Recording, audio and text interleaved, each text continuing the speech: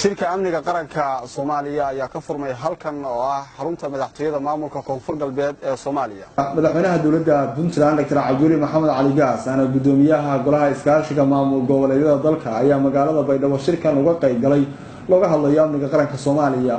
Waxa sidoo kale shirkan goobjoog ahaa madaxda ugu sareysa dawladda federaalka ee Soomaaliya sida madaxweynaha dawladda federaalka ee Soomaaliya Maxamed Cabdullaahi Farmaajo, ra'iisul wasaare Xasan Cali Khayre iyo madaxweynayaasha dawladaha xubnaha ka ah dawladda federaalka ee Soomaaliya.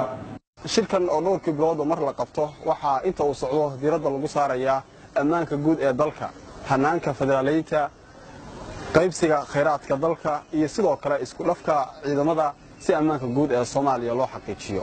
Madaxweynaha dawladda Puntland Dr. Cabdulle Maxamed Cali Gaas oo kulanka khudbad taariikhi ah ka jeediyay waxa uu sheegay sida ay muhuraanka u tahay in midnimada loo taago ciidamada xoogga dalka Soomaaliya si loo adkeeyo amniga iyo xuduudaha Soomaaliya.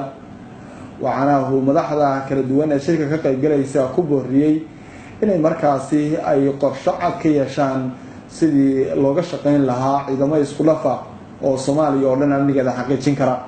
shirkan ayaa maalmaha waxa uu ka socon doonaa magaalada Baydhabo ee caasimadda maamulka Koonfur Galbeed ee Soomaaliya, waxaana qorshuhu yahay in madaxda heer federaal iyo heer dawlad goboleedba ay isla meel dhigaan waxyaabaha inta uu socdo shirka ay uga hadlayaan.